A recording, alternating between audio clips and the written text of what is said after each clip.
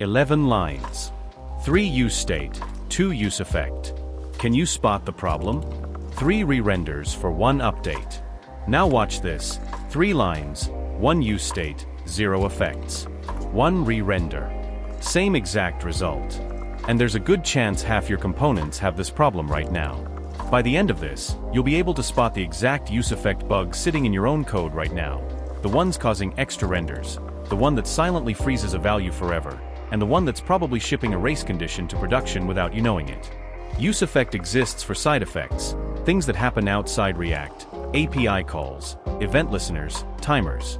But most people also reach for it to sync state. When X changes, update Y. It feels reasonable. It's exactly where the bugs start. Take that opening example. When items changes, React renders. Then the first effect runs and sets filtered, that's a second render. Then the second effect runs and sets total, a third render. And between renders 1 and 3, the component is in an inconsistent state. Items has already changed, but total still hasn't. The fix is simple. Filtered and total aren't state at all. They're values you can derive from items. So calculate them during the render itself. No effect, no extra state.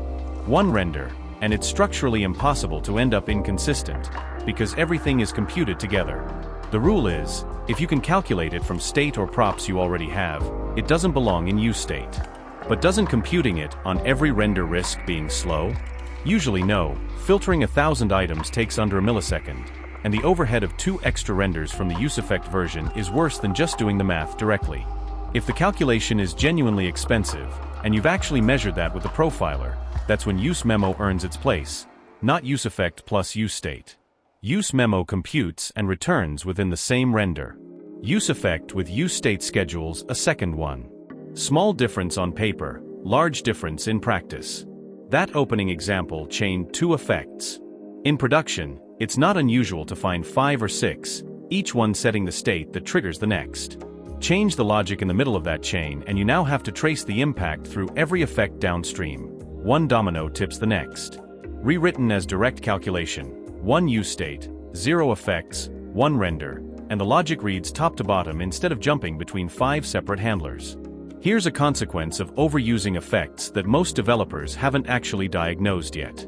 This counter never goes past 1. A useEffect with an empty dependency array captures count from the very first render, which was 0, and that value stays frozen inside the closure forever.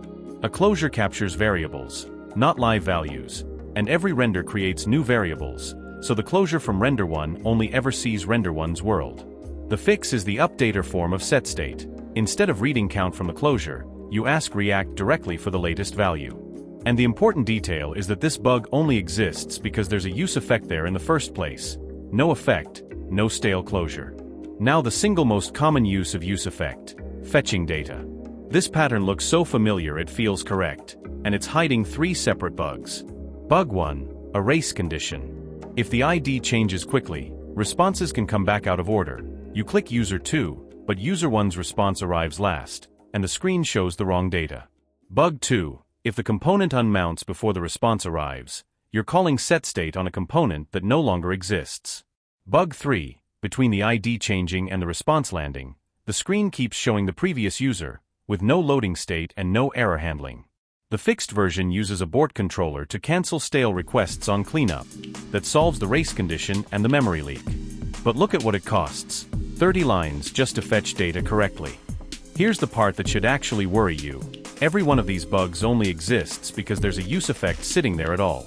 The real fix isn't a better useEffect. It's not using one for this at all. The equivalent version with a proper data fetching library handles the race condition, caching, retries, loading state, error state, and automatic revalidation, in about 5 lines with 0 effects. Libraries like TanStack Query, SWR, or the data fetching hooks built into Next.js and Remix exist specifically because fetching in useEffect is hard enough to get right that it became its own category of bug. It isn't free though, you're adding a real dependency, a cache invalidation model you have to actually learn, and one more piece in your bundle. For anything beyond a single trivial fetch, that trade is worth making, but it is a trade, not a free upgrade. None of this means useEffect is wrong. It means most uses of it are.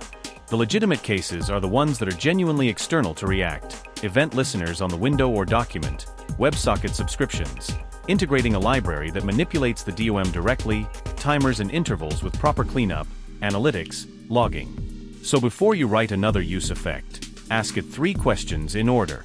Can this be calculated from state or props you already have? Compute it during render, no effect. Is this fetching data? Reach for a data fetching library, not raw use effect. Is this actually syncing with something outside React entirely? A subscription, a timer, the DOM? That's the one case use effect was built for. Every fix in this video comes down to the same instinct. Understand exactly what runs on every single render, instead of trusting that the code looks right. The same habit compilers, from code to binary on this channel, applies to reading a compiler error instead of guessing at one. The best use effect is the one you delete.